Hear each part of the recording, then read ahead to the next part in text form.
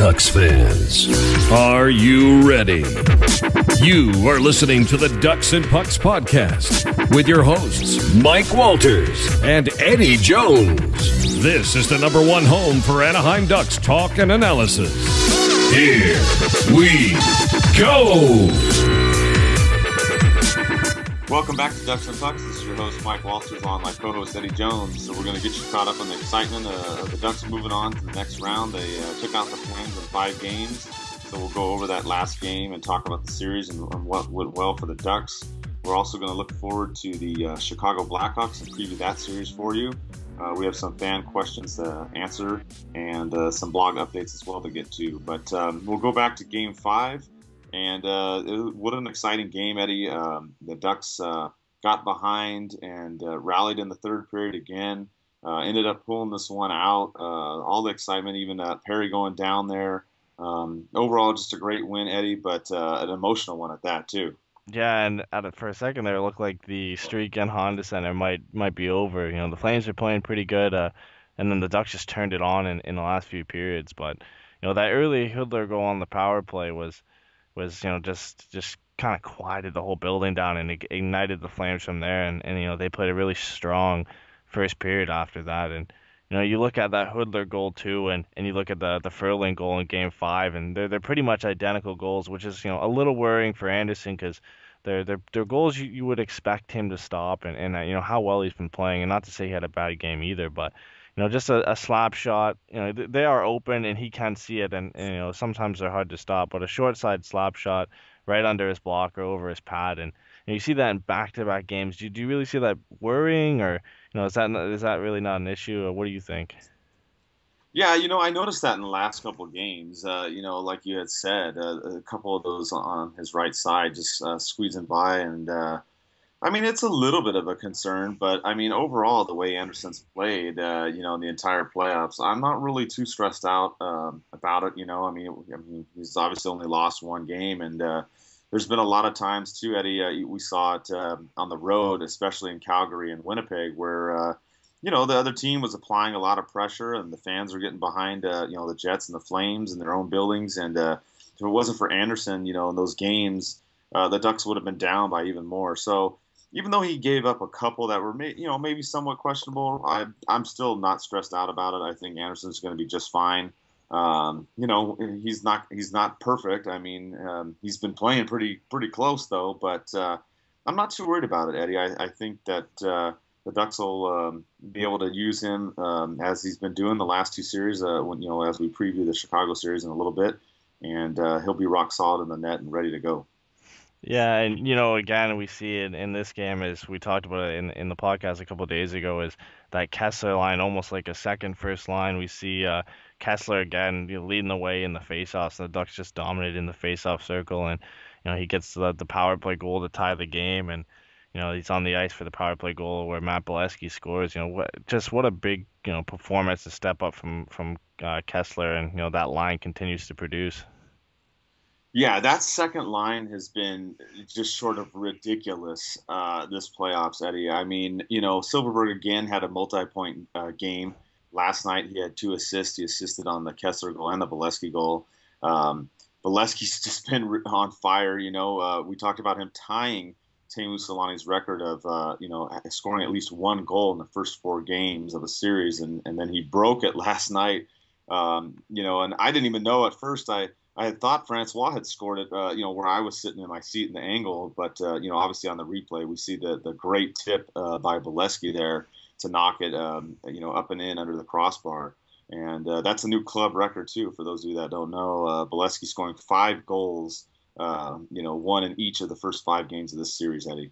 Yeah, and of course it's him. Of course he's the guy who gets his stick on it. And we saw him go on a great run in the season where he's scoring goals like crazy, and picks it up with no points. I believe he had no points in the first series, and then he comes out in this game and makes a statement and scores goals in 5 straight games. And you know, when you really think of it, you'd expect, you know, Perry or you know, even Getzlaf or Kessler, Silfverberg, somebody else to do that. But you know, when you have a guy like Matt Bolesky who can step up and provide scoring like that, and you know, break a record that was held by Teemu Selanne, it's pretty amazing, you know, especially coming from a guy like that. Yeah, and the key too, and we talked about some the last one is what the Ducks will do in the off season. I mean, obviously we got a ways to go. We got at least a couple more weeks of hockey, hopefully another month or so, if the hockey gods will allow us. But I really do hope the Ducks work out a deal and get him next year, because this second line with Silverberg, Kessler, and Valesky is just really taken off. And as a lot of the fans have said, this line, Eddie, could truly play a first line on a lot of the clubs around the NHL. Yeah, and you really can't break this lineup the way it's playing right now. It's hard to even, the first line's the same way. Obviously, we're not seeing as much production from 3 and 4, but really when you've got these two lines playing like they are, it's pretty hard to fault anybody. And yeah, like you said, he's gonna be a guy they're gonna want to re-sign. I know at the trade deadline we talked about it, and we were saying, maybe we should trade him. He's wanted too much money. Do we really think he can score goals? And I heard a lot of fans say, no, keep him. We're gonna need him in the playoffs. And I was a little worried, but right now I'm not too worried. I'm feeling pretty happy, and I think he's earned his way to a contract. That's for sure. Yeah, absolutely. I mean, if he doesn't get one, I'd be surprised. And if they do let him walk in the summer, I mean, that's going to be a huge mistake. I think the only thing that really slowed him down, Eddie, in the regular season was him getting injured when. I remember at the game when I can't remember the exact game, but he took that nasty tumble with his shoulder into the boards. But I mean, if that didn't happen, he might have been the leading goal scorer on the team this season instead of Corey Perry in terms of goals. Yeah, he still produced a pretty good point total as well. He had 32 points in 65 games. For a guy who's not known for scoring goals, I believe it was his first 20-goal season too, which is a huge step up for him. And the guy we're used to scoring goals for sure is Perry, and what a performance by him last night. It's reminiscent of Paul Kariya in 2003 after the Scott Stevens hit. He's off the ice and on the board. So just an amazing effort from him. When I saw him go down and the way his knee bent back, I thought he was done for the series. Yeah, Eddie, and that was a scary moment. Back in the second period in that game, I remember everybody around us we all just had a big, collective sigh basically when he came back out on the ice, because the way it looked when you saw him go down, and his gloves on the ice, and he's literally pulling himself on the ice to get to the bench and get that line change so that it doesn't cost the Ducks a goal or bad scoring chance or whatever. You could tell he was in some serious distress, and it was amazing the fact that he came back out. Now I'm sure he went to the locker room and got shot up with cortisone or something similar, because that's probably what happened. But I think maybe he might have just had a slight hyperextension. The news came out recently about what had happened, and Boudreau said that he was fine. I haven't heard anything else, anything more specific than that, other than that he was really sore. So I think he'll be good to go. I think maybe it was just a slight hyperextension, thank God, because it looked really, really nasty, Eddie. Yeah, and the script was written though when he came back on the bench. It's who else but Perry to score the winning goal to seal the series after that hit. And you look at that hit and coming back from something like that, you usually don't see players come back from on the bench, or let alone a couple games later. And when you watch that hit over again, it begs the question. I know a lot of fans, some fans were one way, some were the other way. It's hard to look at that and say it wasn't incidental. It looks like Stajan, sees him when he turns, and there is an argument there. It's not like it's a blatant, that he meant to hit him and he meant to hurt him, but it's hard to argue that wasn't incidental there. Yeah, I agree. I think at that point, once Perry didn't have the puck anymore, that you had to call a penalty on that. And I remember everybody was chanting "the ref, you suck," of course, because everybody was pissed. And you obviously saw it on the team, especially Getzlaf and Maroon and Stoner, as they all skated over, and then the big basic pile up on the other side of the ice as everybody went at it. And matching penalties were doled out to Furlan and Stoner, in that scrum. But I was disappointed that the Ducks didn't get a power play after that. I really thought, like you said, I didn't think it was worthy of a major penalty. I didn't think that it was that incidental. It looked a lot worse when you watch the replay. It's questionable, but it's definitely a penalty, either tripping, interference. something in that nature. For them not to give him something on that, even maybe a double minor, I thought that was a little bit unfortunate, because I mean he's laying on the ice the way he was. You could tell he was in pain, and I was also a little bit disappointed too to hear people, the Corey Perry haters out there talking trash, saying that he faked it, and I just have to laugh at any of you that think that, because you watch the play. That was a big time hit, and anybody that plays the sport knows that he was in some serious pain, Eddie. Yeah, it's hard to believe that there wasn't a penalty called on that play. You look at how tightly the refs were calling the game. A couple, soft penalties, but the refs were trying to make a statement, and you saw the little soft cross check that Lindholm had that led to a penalty, and a couple soft calls either way, leading to power plays. And you look at that and you say, well, how is that not called when some of these other ones are called? And it's a tough decision, and you look at it from a ref might not be able to see it perfectly, and he doesn't get the benefit of replay on that call. But you rarely see those go unpenalized, and disappointing to see. But like you said, like if you're, I know you're disappointed and your team lost in it, and a lot of people hate Corey Perry outside of Anaheim. But to say he faked that when you watch the replay and you see his leg just snap back and he can't even stand and he crawls off the ice, that's just it's just ridiculous to me.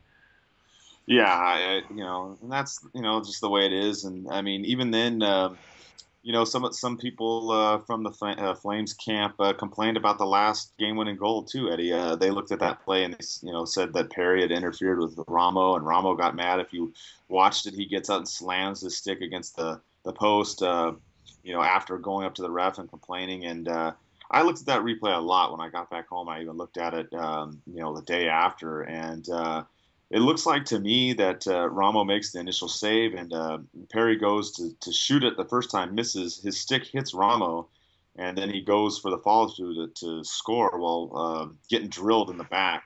And yeah, I mean, I don't know what your thoughts are on that play, but I didn't see any goalie interference. I mean, when you're trying to swing at a puck and you miss and it hits the goalie, I mean, that's not really goalie interference in my book. I mean, that's just, you're just trying to make a play. He didn't try to hit Ramo unintentionally or try and knock him out of the way, because he was already laying down on the ice. Yeah, I think if that was, the flip the other way around, we'd all be mad, and we'd probably be saying it was goalie interference too. Like, obviously their fans don't want it to be over, and obviously Ramo, after playing so well, he doesn't want it to be over, and he doesn't want the series to be over. He doesn't want to lose the game. But you look at that play, and there's no way it's goalie interference. You see plenty of plays like that happen throughout the playoffs in the season.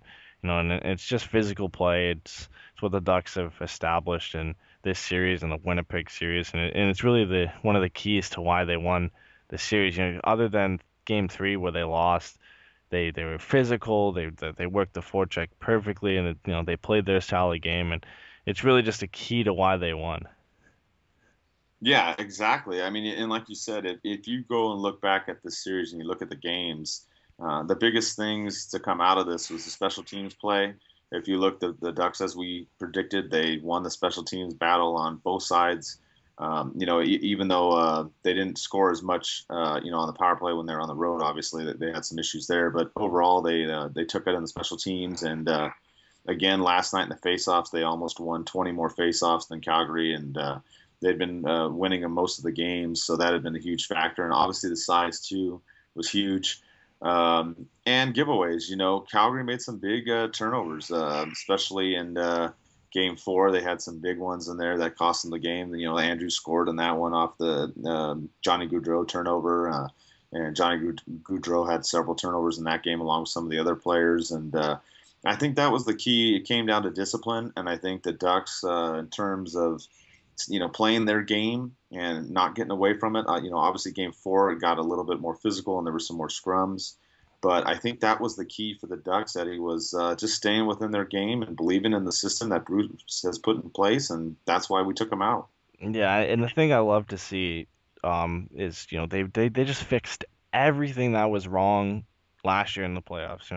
Against Dallas and LA, they seemed to get under our skin, and we took a lot of bad penalties, a lot of scrums after the whistle, and Getzlaf fought, and they just seemed to rub us the wrong way, and it affected us. And you saw plenty of times where that could have happened in these two series, and they've just kept their calm, and everybody's been cool, and that's like one of the big changes that we focused on last year, is something they had to do. And then you look at the other thing was like the main thing we focused on was face-offs, and Now we're 55.3% in the faceoff dot, and Kessler's 63.7%. And what an addition that's been. And just being able to change these two things, I think, has been huge for us. Just being able to be calm under pressure and being able to win these key faceoffs in both zones.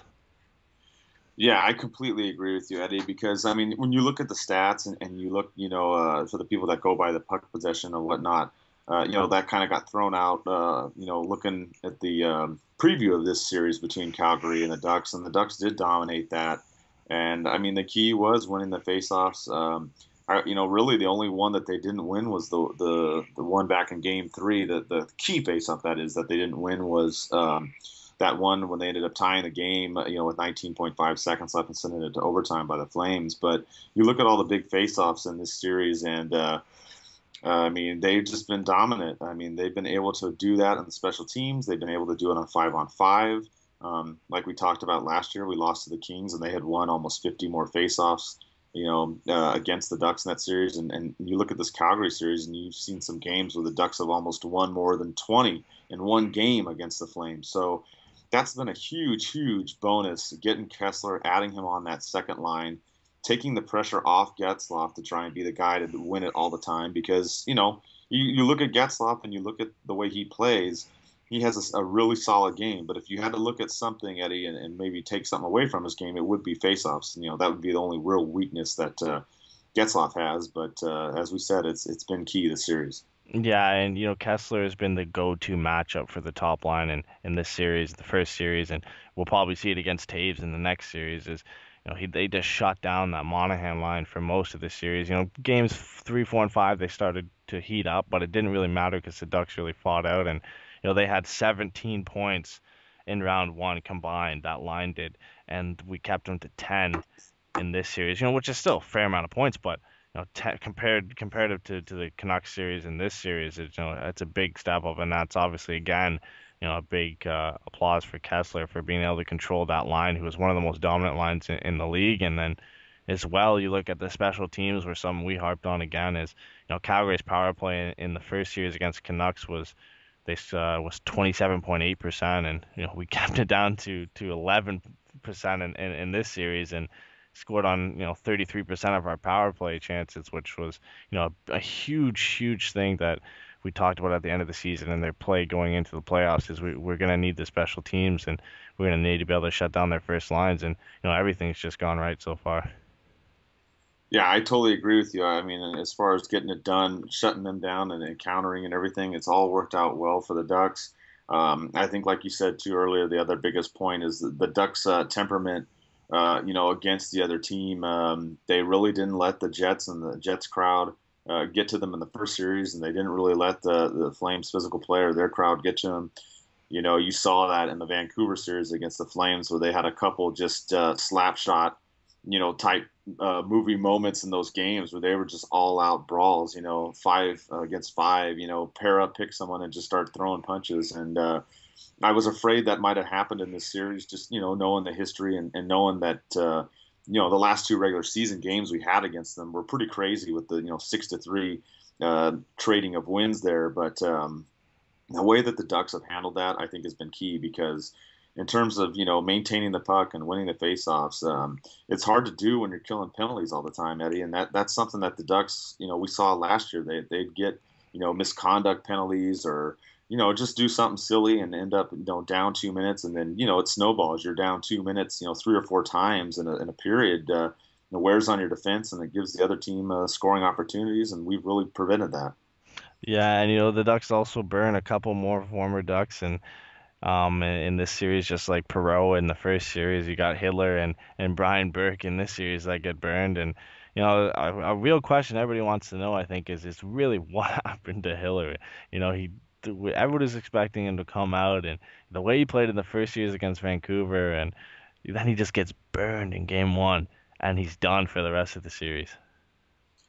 Yeah, I mean, you and I talked about that, Eddie, and I mean, obviously we know the audience, and we know a lot of people still love Hitler, and we know a lot of people still hate him too, and even my family's divided on the issue. I've got people in my family that can't stand him, and I've got others that are like, wish he was back. But I think the key goes back to just getting to him early. We talked about that. That's what the Ducks did in Game 1 and got him out. And you and I said that if Calgary was really going to have a chance in the series, that Ramo would be the one. And if you go back and look at the way Ramos played for Calgary, you really have to tip your hat off to him. I mean, after that first game with the Ducks just shellacking, Calgary getting those 6 goals. I mean, after that, it had been close every game. You look at Game 2.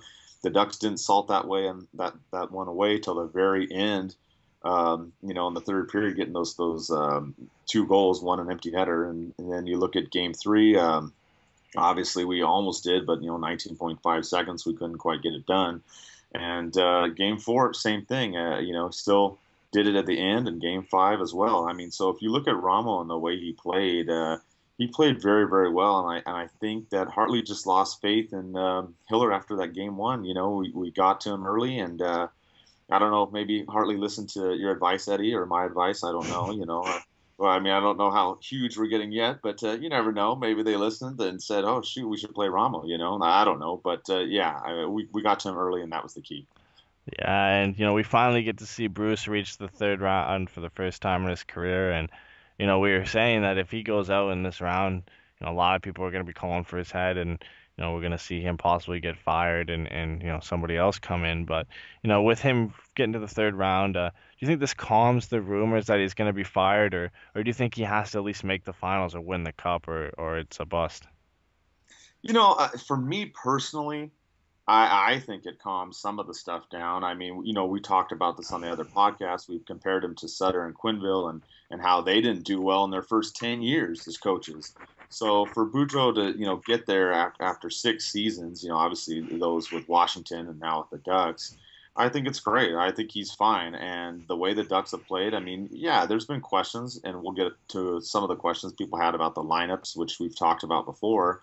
But when you're winning, it's hard to question things, and I think obviously we got to preview this series, and it's not going to be an easy series compared to the Jets and the Flames, which we beat those guys in 4 and 5 games. Not to say those were easy, but Chicago's going to be a challenge. They've got a lot more playoff experience, and it's going to be a tough battle. So I think the expectations are definitely high for us to go and beat Chicago and get to the Stanley Cup. If we don't, are people going to be upset and are going to say, fire him, get someone else? Sure, there's going to be some of those people. We have that group in our, fan base here, unfortunately, that as soon as one game goes down, the world is over. As Eric Stevens had actually tweeted out on his Twitter account, he was cracking up over the reactions to people when the Ducks lost that one game to Calgary. So I think some people will be upset if we don't go to the Stanley Cup, but the reality of it is, if we don't, am I going to be upset? Of course I am. I'm going to be pissed. I think this is our year, but I wouldn't say, oh, okay, get rid of Bruce. I would definitely keep him for the way he's done, Eddie. Yeah, and you have to say that the way that they play now and the system that he's put in place, and the forecheck and the physical play and everything he's put together is just culminating now, and everybody's gelling, and the way he's finally playing one lineup, not really switching many guys out, and it's hard to say, even if they go out in the series or they get blown out or something, it's hard to put him on the block and say it's his fault. The way they played in these first 2 series, even though they've been easier series comparable to Chicago, it's hard to put him to blame on him. And even guys like Babcock floating around and McClellan and other coaches out there, I still think the way he plays and the success he's had so far, it's really hard to put the blame on him. Yeah, I agree. And, you mentioned McClellan, you want to talk about choking. There you go. You look at San Jose. I'm sorry, but that's just the way it is, especially last season when they were up 3-0 against the Kings in the first round. I was shocked McClellan was around this year. So, that's the other thing that some of the fans got to remember. There's some other coaches out there you can look around at. And Babcock's up there, and don't get me wrong, he did very, very well when he was on the Ducks. But, not all the coaches out there are going to be the right option. And I think that the way the team is now, Murray, obviously the GM, Murray, getting what we needed, all the missing pieces, and we talked about this, getting rid of the players that weren't really gelling or doing well. He really set up everything just perfect for Boudreaux in this playoffs, and the Ducks have done what they've needed to do in the first two rounds. I really just don't see them changing Boudreaux, regardless what happens against Chicago. I mean, it would have to take like us losing in a sweep to Chicago to really even make that thought enter my mind, and that's not going to happen. This we'll preview it, but we're not going to go down, at least not like that, Eddie. Yeah, and you gotta look at this, guys, like this way, guys. At least we're not Edmonton. We've got a good organization, we've got good management, a good coach, a good GM. We've drafted well. We've got good players in place. There's no need to panic. The cup is one team can win the cup. Obviously, everybody wants it to be us, but you can't be pointing fingers if it doesn't go our way. But looking back at the series, if you had to pick three, I've got my three. I want to know who you think were the best performers. The three guys who really carried the torch for the Ducks in this series. Well, I mean, I think you're definitely going to have to go with Matt Bolesky in this one for sure. You and I talked about it, coming out, scoring a goal in each game. I like Bolesky's play as far as just overall. He can attack, he can play defense, he can hit, he can pass, he can score. I mean, Bolesky to me doesn't really have a weakness in this game. I guess you could say faceoffs, but he doesn't do that. He's not a center. He plays wing. So there's really no weakness in Bolesky. So I would have to go with him in this series, definitely being up there in the top three. It's just been amazing for his play and coming through every single game. I think the another option you'd have to go with for sure is obviously Perry. You cannot look at him, and especially after the game 5, and not just that, but all the games other than game 4. Game 4, I don't think he had a point, but he's just been playing well, and he's been playing out of his mind. There were some people that were criticizing him too in the last couple years in the playoffs for him underachieving, and he's really delivered this time in both rounds. After that, I mean, it's tough. I could go with Kessler, or I could go with Getzlaf. I mean, it's the same thing. I think Kessler's brought more of the faceoffs and the defense in this series. Obviously, he had that goal in the last game as well. That came out big, but I think that's the angle I looked at for him. Whereas with Getzlaf, it's been the offense. He's really provided as well. So he's led this team. I mean, he's been one of the best captains. I think he gets underrated sometimes. A lot of people look at the other captains around the league, Eddie, and I would definitely put Getzlaf or Kessler as in probably the top 3 or 4. It's just so hard to pick just 3, but that'd be my 3 or 4 players I'd definitely throw up there, and also Silfverberg as well. You cannot dismiss him in this series and last series. Yeah, and I think everybody's got to agree. It's like the first two.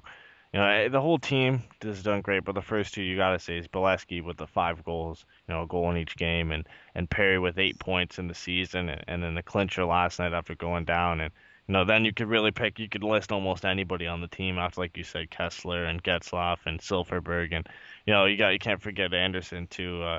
He posted a 1.76 goals against average and a just over a .92 save percentage in this series. So you could pick anybody, and we're gonna need that performance heading into Chicago.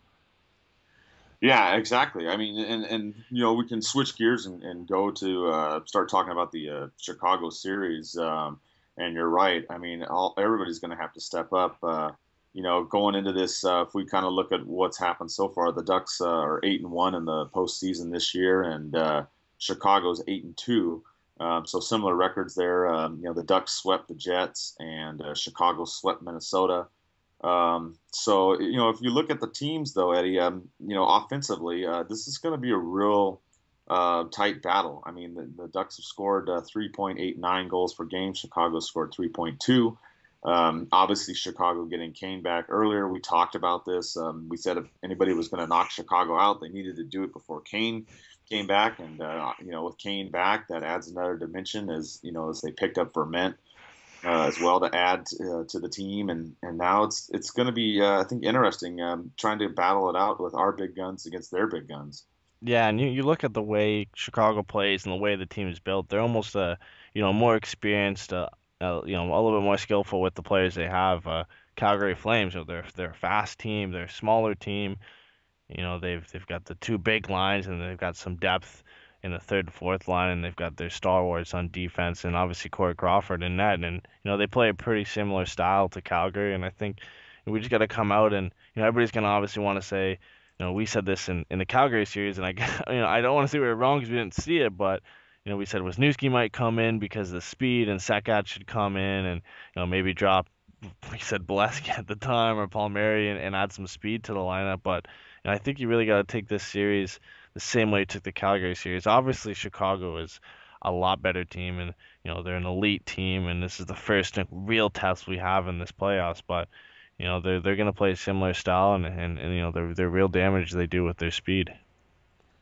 Yeah, exactly. I mean, that's going to be the issue too. Is like you said, experience. They've been in the Western Conference Finals. They've won a couple Stanley Cups in the recent history. They're hungry after being there and then losing last year in 7 games to the Kings, which that I'm not going to go into too much detail, but Game 7 against the Kings was a controversial one. There were some blown calls and that led to some goals by some team that resides in LA, but.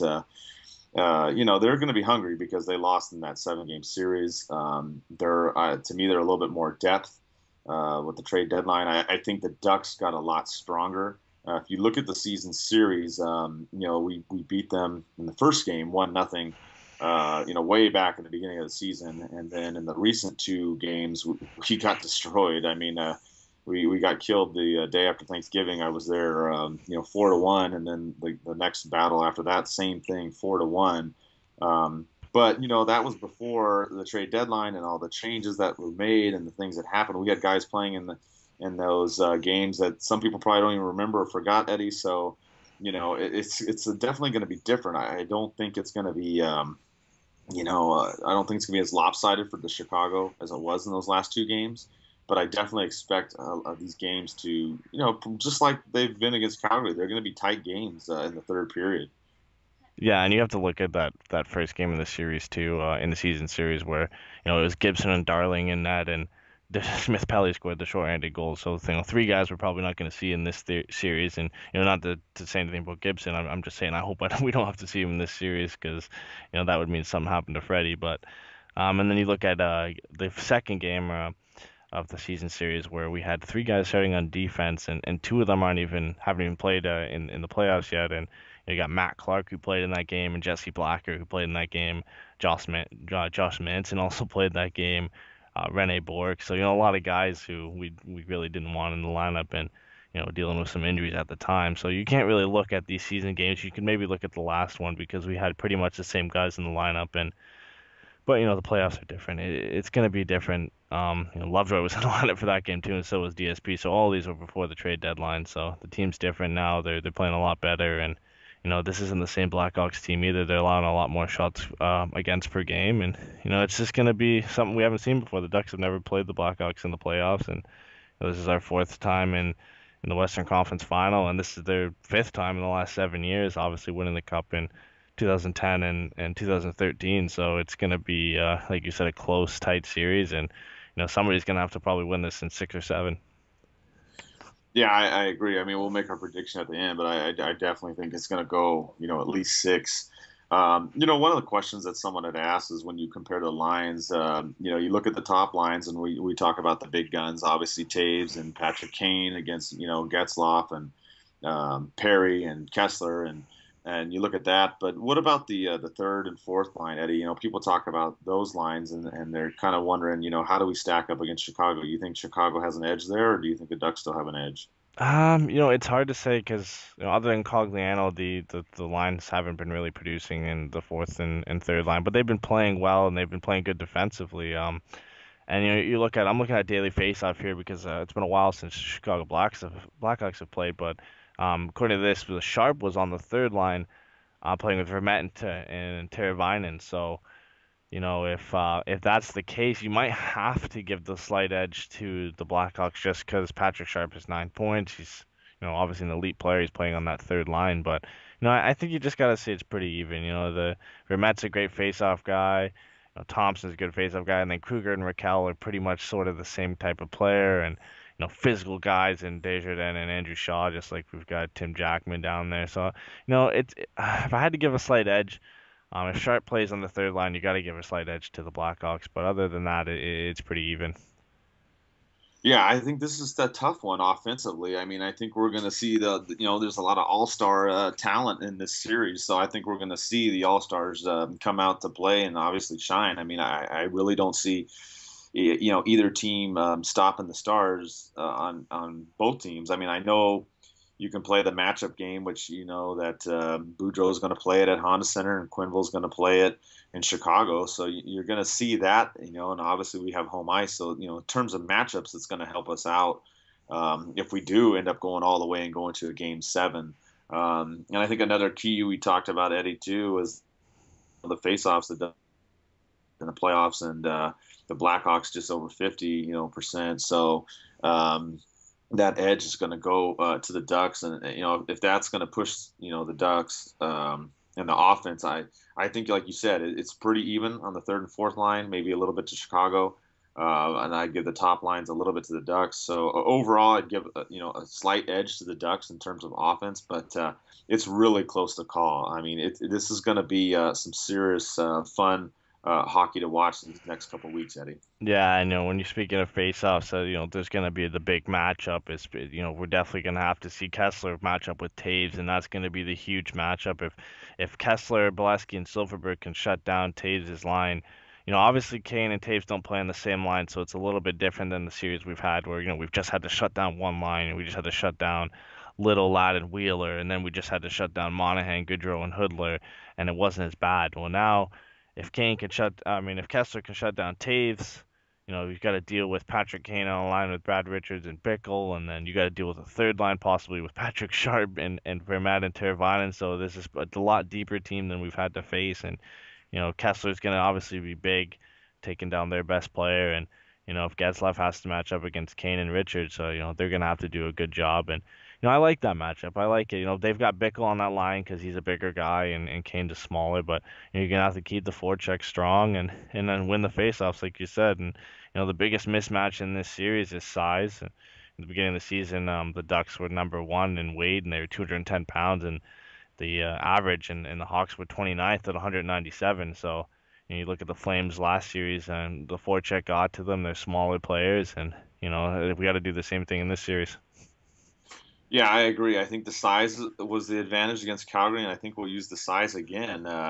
We had more people asking questions about the lineups and whether or not Wisniewski or Sekac would draw back in. I think everybody knows that you and I both think that they should both be in. We've, I think, said it on the last 2 podcasts in a row that we would like to see them play. But realistically, I don't know if we're going to see them, Eddie. If Boudreau wants to stick with the game plan and stick with the size against Chicago, we may not. I'm not saying I agree with that. I mean, I think Chicago's got some decent speed as well. I mean, they're going to cause some havoc with the counterpunch ability is what they're really known for. So, I would like to see Sekac in there and Wisniewski, but, I just don't know, Eddie. The lines probably will at least stay the same for game 1. Yeah, listen, they're obviously good enough players to be in the lineup, but when you're playing this well, you've only lost one game, and you're playing the style you want to play, and you're almost working it to perfection in almost every game. Do you really want to change the lineup? Obviously Fleischman came in for Edom, but that's a small change. If you bring in Sekac and you bring Wisniewski and you change up and you pull guys out of the lineup and put new guys in the lineup this far into the playoffs, it could mess up the chemistry. It could work out, and I think. Like we said last time, if they get to play Chicago, which is now going to happen, you got to keep the same lineup for game 1 and see how it works. And, they're obviously going to do their homework, watch tapes on Chicago and, figure out the best lineup. But I think Bruce is, he should and he probably will stick with the same lineup. Yeah, I agree. I think at least to start the series, that's what's going to happen. And I think if we switch gears and look to the defensive side, the Ducks have played pretty well. They've only given up 2 goals per game average. I mean, granted, it was the Jets and Calgary that they played, and Chicago's given up 2.8. They played the Predators and the Wild, obviously in their series. So the Ducks have at least an edge statistically there in that category. But I think when we look at the defense here, the big issue, Eddie, is going to be experience. You look at the Ducks. And, we have defensemen that haven't played in these types of games. I mean, really, the only senior defenseman on the Ducks is Francois. Chicago's got a lot of senior guys on the defense. I think it's really going to be the Ducks' youth against the Blackhawks' experience when it comes to the blue line. Yeah, and you look at, the guys who have won a cup on this team, and they've got, like 14 guys who won the cup in 2013, and, 8 guys who won it in, 9 guys who won it in 2010. And you look at there's defensemen on this list, and, Keith and Yarmouth and Seabrook won it in both years. Roosevelt, who's not playing, won it in 2013, and Oduya won it in 2013, and he'll be playing. They've all been there. They all know how to win. And you look at the Ducks, and there's a big difference to last year. They've learned, from the loss to the Kings, and you can see that in Lindholm's play and Vodinen's play. And they obviously are going to make mistakes, and we've seen that as well. And obviously with the play that Vatanen made, the penalty over the glass kind of changed the tide of the game in that game against Calgary. But I think in offense, I think we got the advantage on, like, for offensive defense. I think we got the slight advantage, but you got to give the edge to experience for them. And besides Keith and Seabrook, and I think one guy to watch on that line for Chicago is going to be Yarmulson. I think he's kind of an underrated guy in a way, and he's a real shutdown guy for them. And we'll probably see him get tasked with shutting down Getzlaf and Perry. That's going to be another key matchup. If Getzlaf and Perry can get around Yarmulson, that's going to be a big game changer. Yeah, I agree, and I think for the Ducks, it's going to be Lindholm and Boschman trying to stop either the first line or the second line against Chicago. Again, that's going to be part of the problem too. They can roll several lines. They're not just a one line team. So I think we're going to see big time minutes by Lindholm and Boschman out there. One thing that may help the Ducks a little bit is Roosevelt hurt his ankle in the last series, Eddie. So Chicago's going to have to bring up somebody young to replace him, even though he's not the top 4 defenseman.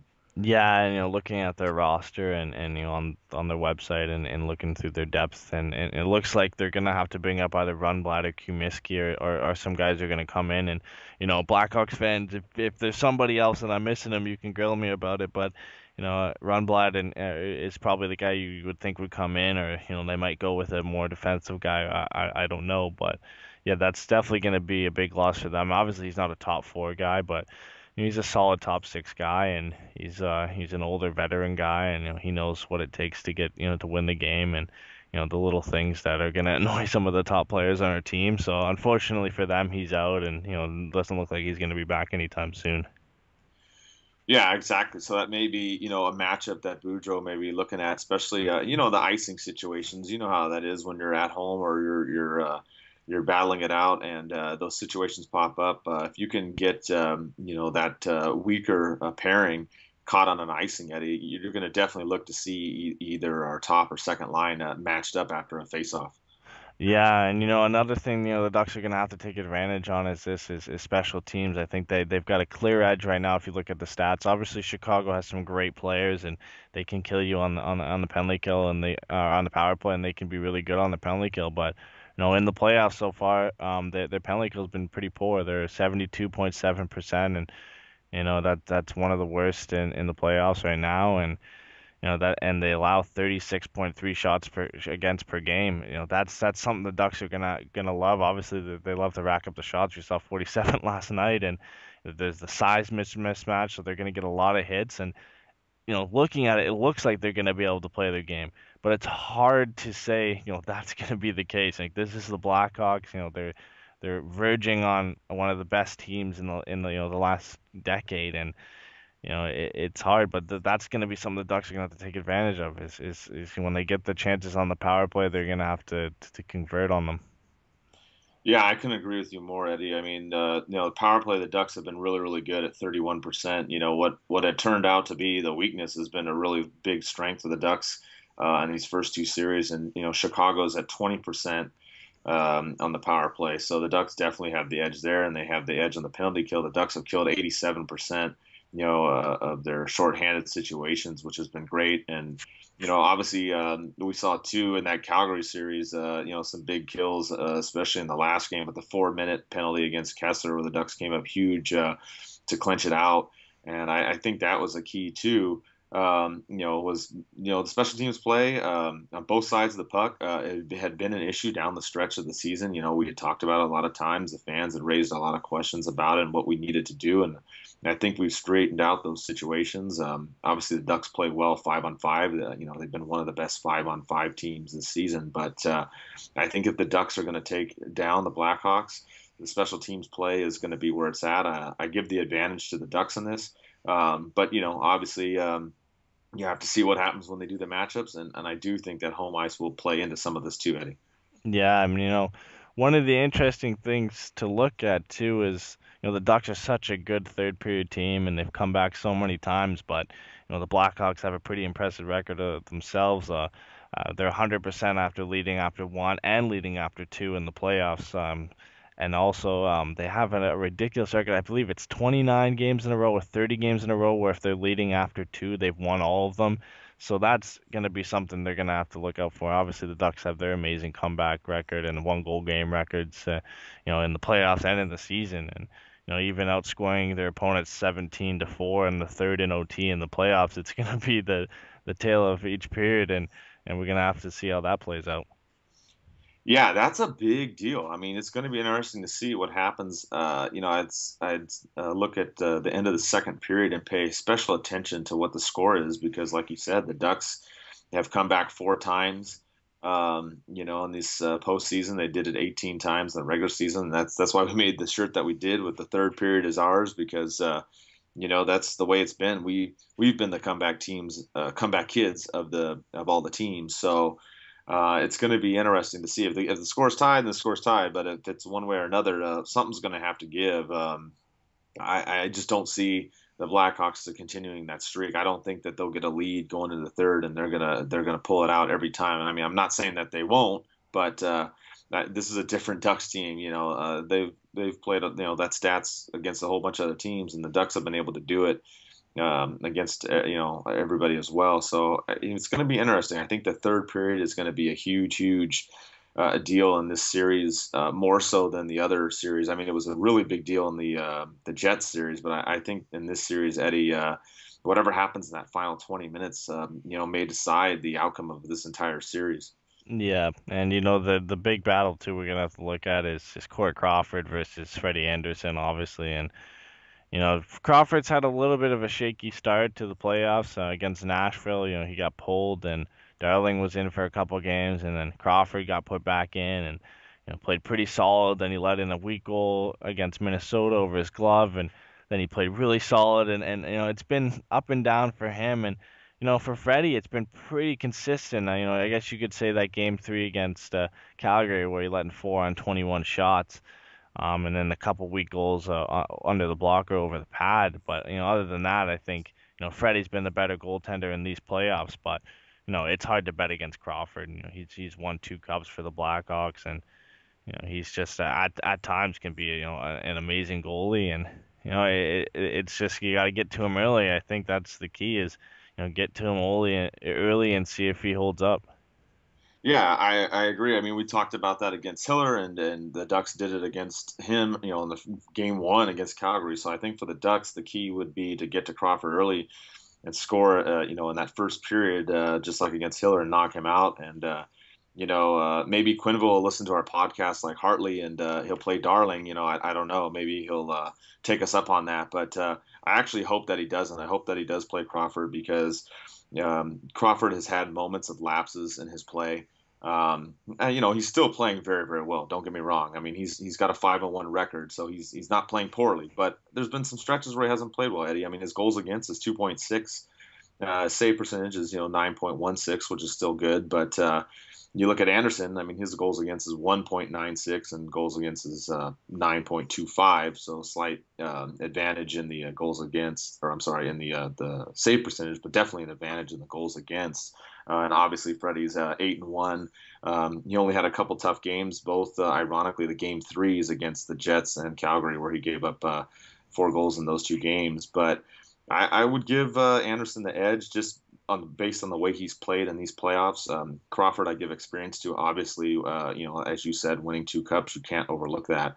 But I just think the way Freddie's been in the zone right now and the way he's kept the Ducks when the Ducks have, had some lapses in their offensive game and defensive game, I think that I give a slight edge to Freddie. I mean, it's not a slam dunk. Don't get me wrong. This is going to be a tough series, but I give it to Freddie, Eddie. Yeah, and I'm sure Joel Quenneville listens to our podcast, so if he's listening right now, I think Jimmy Waite, the goaltending coach for Chicago, should get the start. I think that would be beneficial to us. Yeah, exactly. I mean, yeah. Hey, put in whoever we say, right, Quenneville? We're pretty accurate on what we've said so far, Eddie. Yeah, man. You look at the rest of the series, and we could analyze this all day, but you look at our big three and look at their big three, and it's really Perry, Getzlaf, and Kessler versus Kane, Taves, and Sharp. Obviously there's Hossa, Silverberg, and you can keep going down the list, and the Hawks can match our depth any day, and we can match them, and I think it really comes down to the big threes versus each other. Perry's leading scorer in the playoffs right now. Kessler and Getzlaf have been really good, and Kane's on a 7-game point streak right now, and he wasn't even supposed to be back until now, but he's 100% healthy. He looks like it, and he's playing amazing right now. So I think it's really going to come down to the 2 big threes battling out.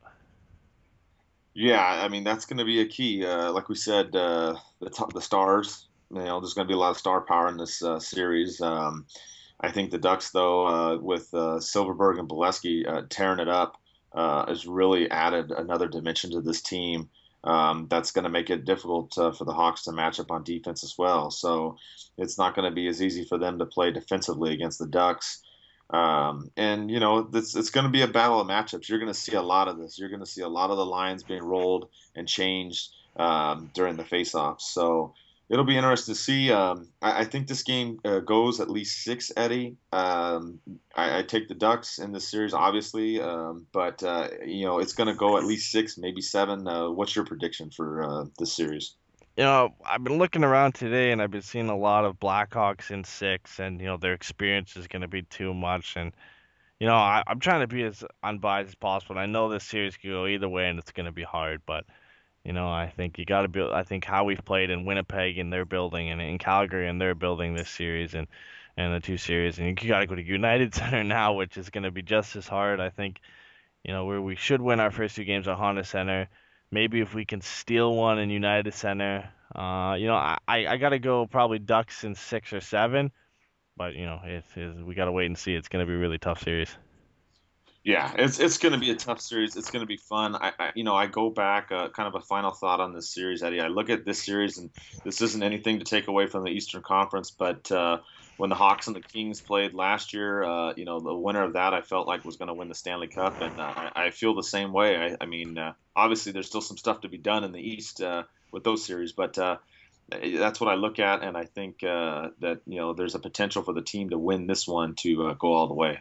Yeah, unless the team coming out gets so banged up, I don't see. I think, like you said, the team coming out of this conference final in the West should be the ones to win the cup. I don't see the Rangers, even them being the President's Trophy winners if they go on, or the Capitals, Montreal, Tampa. I just can't see them competing with the Ducks or the Blackhawks. So like you said, I think the winner of this conference final is probably going to be the winner of the Stanley Cup. Yeah, like you said, Eddie, I think it's going to determine the outcome of what happens in the Stanley Cup final. It's going to be an interesting 2 weeks. Before we wrap up, though, everything, we still have some fan questions out there that we're trying to get to more of them. And one of the big ones they asked, Eddie, was comparing the 2007 Stanley Cup team to this team. And what are your thoughts? Do you think this team would be the same as the 2007 team, or better, or a little bit weaker, or what do you feel? You look back at that team, and some of the names we had on the team, obviously Niedermeyer and Pronger and Solani and Getzlaf and Perry as rookies, and Dustin Penner coming off a pretty good rookie season for him too, and this the depth on that team, and I think it's comparable to this season. There was a lot of depth on that team, and then two lines playing really well, and some really physical and skillful third and fourth line, and then a solid goalie in Jiggy. I think it's comparable to this season, but it's tough. It's 8 years ago, right? It's a completely different team now, other than Perry Getzlaf and Boschman, and it feels like a championship team. I gotta say, I believe in these guys a lot more than I did at the beginning of the playoffs. I think it was going to be a lot tougher. Everybody was going against us. We were pretty sure we were going to get past Winnipeg, but you never thought they were going to play this well. And then, they're looking like they can go all the way now, and I wouldn't bet against them. Yeah, I agree. I wouldn't bet against them either. I mean, if you go back to the 2007 Stanley Cup playoffs when the Ducks won, they took out the Wild in 5 games, and then the Canucks in 5, and then the Red Wings in 6. So it's kind of some comparable numbers there. I mean, we took out the Jets in 4, and we took out the Flames in 5, and we may take Chicago in 6 as well. I mean, it could be something similar to that kind of a fashion. So when I look at that. That's a big thing. I think maybe the only slight advantage, like you had mentioned on the defense back in 2007, was Niedermayer and Pronger, who were just, obviously the two big workhorses and beasts on the blue line. So I think there's a little bit of an edge to the blue line back then in terms of experience and overall play. But I think in terms of maybe offense, maybe this team's a little bit better. It's just really in the playoffs with, like you said, with Bolesky and Silverberg coming up in there scoring in both these two series. It would be interesting, how you can do those in some of those games where you can play certain teams against others. It'd be fun to watch if you could pull up the 2007 team and have them play the current Ducks team. I don't know how Perry and Getzlaf would match up against each other, or Boschman, but it'd be an interesting hypothetical. Yeah, I mean, like we said, it's hard to compare the teams, and I think the real gist of the question is like, do we feel like a championship team? And I think we both agree we feel like a championship team. And one thing I want to mention before we wrap this up, and something that's just kind of been bugging me. Obviously, I got to watch all the games here in Canada, so it's you hear about the Ducks in the media, and you listen to the commentators and stuff. And I think everybody knows this, and it's been mentioned countless times on with Ducks fans and other podcasts. And the Ducks are just kind of ignored by the media. I'm listening to the game the other day, and it's how talk about how the Flames can come back, and what do they got to do to fight against the Ducks, and the Ducks dominating in the third period. What do the Flames have to do to get back into this game? And it's always baffled me. I know it's a California team in Canada, but I don't know if you guys deal with the same thing there, or other places, on NBC or Fox Sports. It just seems like they don't like us, and we got the no one likes us, we don't care attitude. But it seems like we're pretty much not liked by most of the media. Yeah, I mean, I think you're exactly right, Eddie. I think in terms of if the game's on Fox Sports, West or San Diego. Obviously, the media has been great over there, both those establishments as far as on the networks and whatnot. And obviously, when we have Allers and Hayward on there, they've been great. And I've talked to Dan Wood about this a little bit, and he knows about the bias as well, so it's well known. Listening to the home networks and radio stations, it's been obviously good, and they're all for the Ducks and no problems. But in the playoffs, it is a different animal, and I think going on the NBC channels, a lot of fans have complained to me about the bias, and it's evident. It's on there. You can see it. I'm sure, like you said, it's up there in Canada. It's on NBC. I think a lot of it is the time zone issue. A lot of people on the East Coast and Midwest are either asleep or it's midnight, 1 a.m. by the time things get wrapped up. Sometimes if games go into overtime and whatnot, and people don't watch everything that's going on the West Coast, so they're not going to stay up, with a game starting at 10 o'clock or 10:30 Eastern time, or 9 or 9:30 Midwest time. I mean, it's difficult for them to watch. So I think part of the problem with them is their bias for sure, and I think part of it too is that they just don't watch the game. So they just see their local paper talking about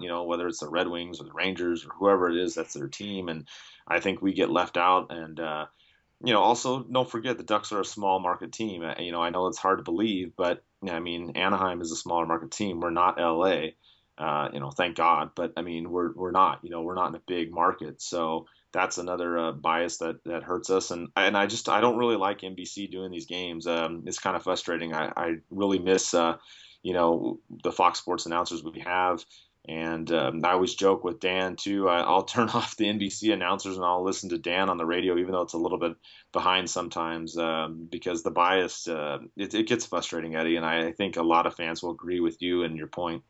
Yeah, I deal with it a lot up here, and I get it. I get it. I'm watching the Canadian network. I'm watching on Sportsnet. I love watching Sportsnet. It's just, I get that they want to gear it a little bit towards Calgary because obviously they're going to get more Calgary viewers. And but you look at it, obviously we're going to have to deal with this next series. We're going to be playing Chicago, and you know how much the NHL loves Chicago, and they have a ton of fans, and NBC is going to be all over it, and I'm sure Sportsnet's going to be all over it too. And do you think it takes, you look at LA too, and I think you made a good point with the small market and the big market difference. Do you think if it does it take, a couple cups, if we win a cup this year and then another one 2 years down the road, maybe do you think that puts us in the same level? Because I don't see it being the same situation. You look at the Blackhawks are popular because they've won their cups and they're successful, so the NHL and the media loves them, and it's the same with the Kings. But I don't think the Ducks could win the next three Stanley Cups, and I still don't see the same thing happening. Yeah, I mean that's a good question, Eddie. I mean, obviously, one, I would like for that to happen, of course, for us to go on a roll, maybe like the '80s Islanders, that won four in a row. That'd be fantastic for the Ducks to go on some kind of just crazy mean streak and just start destroying everybody, and making the media have to know us. I think part of it's been a product of our playoff failures the last 2 years. We mentioned this before. The Ducks are 1-4 in closeout games in the last 2 years, and this year they're 2-0. Totally flipped the script. They've got that killer instinct, which is another thing that's going to help them if they're going to take out the Blackhawks. And I think if the Ducks can go all the way this year and build on it and go deep, consecutive years, it may change, but like you said, I think if we win one cup, I don't really think it's going to make a big deal. I mean, it's going to be all hoopla for the summer, and then they're going to go back to their teams come September, October. If we win two or three, maybe it'll change, but it's just a tough thing. It's been like that, and you see it in the other sports too. It's not just hockey that bias for the Midwest and the East Coast. It's been there, and I don't think it's going to go away. Yeah, I completely agree with you, and I think it's good on the fans for adopting the Millwall FC. No one likes us, we don't care, and I think it fits the franchise well. And if the media is gonna not pay attention to us, we don't care. If we're winning, we're happy. It doesn't matter. Exactly, and I think that's what we got to do. We just got to go out there and play our game, and I think the Ducks will be fine. And if anything, you've seen it before with the people hating on Kessler and hating on Perry, and I think it works for the fans too, Eddie. I think a lot of us know that there's people out there that don't like us. There's even Kings fans rooting against us and making up the Calgary/Kings logos, and I'm waiting for the Blackhawks/Kings logo next, even though they couldn't stand Chicago last year. So. I think the fact that other fan bases, around our area and then the media abroad is against us, I think if anything, it's motivated this team. I think it's motivated you and me and all the fans as well. And I think it's a driving force, and it's something that it's unfortunate based upon where we're at, but I think it's something that we can turn into a positive for the team, and we use that to go forward, and we just prove them wrong. And we've proved them wrong the last two series. There's some people I'm not going to call out in the media, because I'm friends with some certain people. But there's people in the media out there that said that the Jets and the Flames were going to win in 5 or 6 games, and that obviously didn't happen. And it's kind of frustrating when they kind of put their personal feelings in there. And you and I try to look at this objectively as we can. Like we said with the Blackhawks series, it's going to be a tough series for sure. We've given some slight edges to the Ducks, but like we said, there's slight edges. It's going to be a battle, and it'll go down to the wire, Eddie. And I can't wait to get this started. Yeah, I know. It's gonna be a nail biter for sure. Like this is gonna be a big challenge for us, and like you said, everybody's rooting against us. I heard this earlier on another podcast, and I've heard it from a lot of other people.